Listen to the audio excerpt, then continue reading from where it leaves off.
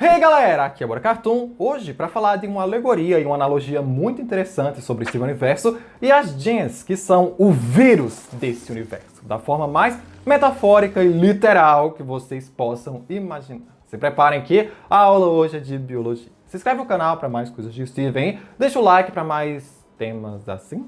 Ah, Juliano, o que é que você quer dizer com isso? Eu estou afirmando para vocês que, para nós, humanos e seres orgânicos do universo, gens são um vírus, uma raça alienígena inteira que agem como os nossos vírus da biologia, de uma forma tão profunda que vocês nem estão ligados. Todo o início dessa linha de pensamento começou em 2015 com o episódio Sem Destino. A Ametista nos levou ao primeiro jardim de infância da série, onde os injetores, essas estruturas gigantes que injetam a essência das diamantes no solo e outras coisas para que esse substrato comece a sugar toda a vida do lugar, os injetores já têm um formato completamente explícito de vírus. E melhor ainda, não é qualquer vírus, até porque a maioria tem formatos mais simples. Esse idêntico aos injetores é um vírus bacteriófago, ao qual falaremos um pouco mais daqui a pouco. O Império Gen, de acordo com as próprias diamantes e o que vimos na série, não tem nenhum inimigo ou necessariamente um propósito maior no que elas fazem. Simplesmente colonizam e expandem o seu império, criando milhares e milhares de gens a mais todos os dias, porque é pra ser assim e ponto. Não tem necessariamente nenhuma razão para elas fazerem isso, mas constantemente estão invadindo planetas e os drenando por inteiro. Essa linha imaginária entre gens e vírus vai desaparecendo cada vez mais à medida que você vai analisando os significados. E sabemos que a criadora da série, Rebeca Açucarada, é uma mulher que usa muitos significados, inspirações e bases para o que ela faz. Desde psicanálise freudiana para as diamantes ou os defeitos naturais de cada pedra delas. Gens são alienígenas mágicas com corpos falsos de luz que imitam massa sólida e o único núcleo e ponto realmente vital, frágil, que dá tudo o que elas precisam para viver são as suas pedras. Lembrando que em desenhos, séries, filmes, etc., nós chamamos de magia qualquer coisa que a nossa ciência atual não consiga explicar. E os vírus casam muito com essa ideia porque eles sempre foram uma grande incógnita para os cientistas. Vírus podem ser considerados formas de vida ou não. Dos 5 grandes reinos que temos, Animalia, Fungi, Plantae, Protista e Monera, os vírus não se encaixam em nenhum deles. Tiveram que criar um reino específico só para eles e as demais formas de pseudovida acelulares, organismos que não têm nenhuma estrutura celular. Há cientistas atuais que consideram vírus uma forma de vida, aqueles que acham que só quando eles infectam alguma célula passa a ser vida e antes disso eles seriam como esporos,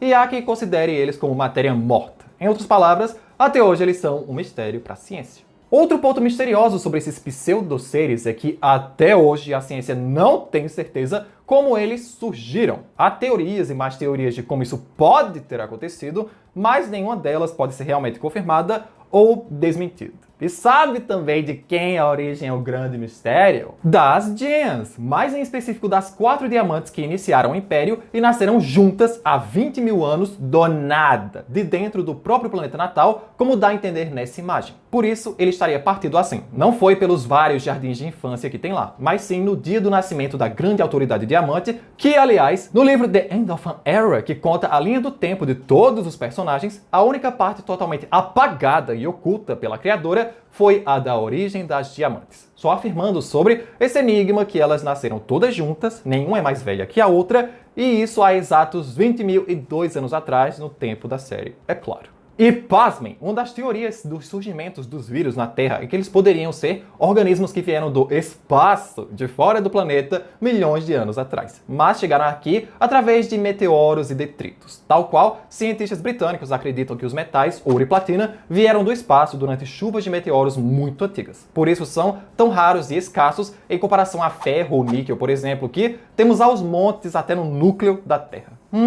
Os vírus poderiam ter vindo do espaço igual às gens. Que interessante, né? Agora sim, vamos voltar aos bacteriófagos como prometido. Existem cerca de 1 nonilhão de vírus na Terra. E alguns bilhões dessa classe que estamos falando agora estão, nesse momento, nas suas mãos, nos seus olhos, nos seus intestinos e até em parte do seu corpo que você nem sonha. Eles são os mais abundantes e mortais do planeta Terra. Existem mais bacteriófagos do que humanos, plantas, bactérias, tudo isso junto.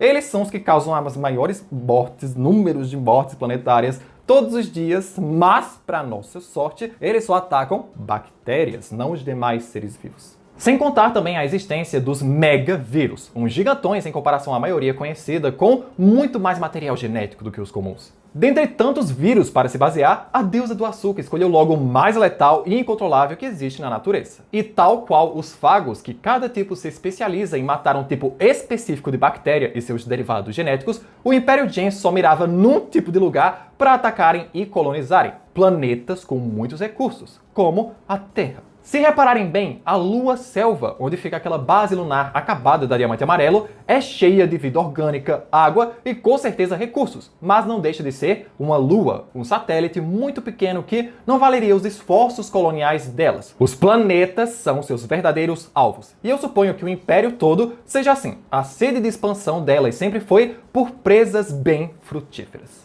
Então, nesse ponto de vista, em Steven Universo, as gens são os vírus do universo. E os planetas e orgânicos que elas atacam eventualmente, como os seres humanos, são reles bactérias para as gens. Não é à toa que elas sempre trataram a Connie muito mal, como se ela fosse um animal de estimação do Steven e não um ser pensante e inteligente como elas. Essa analogia é mostrada na própria série através da Jasper enquanto ela vangloriava o Império. Ela considera as diamantes e as gens a perfeição, expurgando todas as demais bactérias ao redor, formas de vida inferiores e as gens rebeldes que fujam ao seu único propósito. O único propósito biológico de um vírus é encontrar uma célula compatível, escravizá-la para se reproduzir, até matar a célula e seus descendentes repetirem todo esse processo. Na raça gen é a mesma coisa. Toda gen ou todo vírus só deve cumprir sua função para que elas colonizem e expandam mais. Na visão das diamantes, elas mesmas e as demais gens não mereciam ter vontade própria, mesmo cada uma sendo um ser tão único, pensante e independente.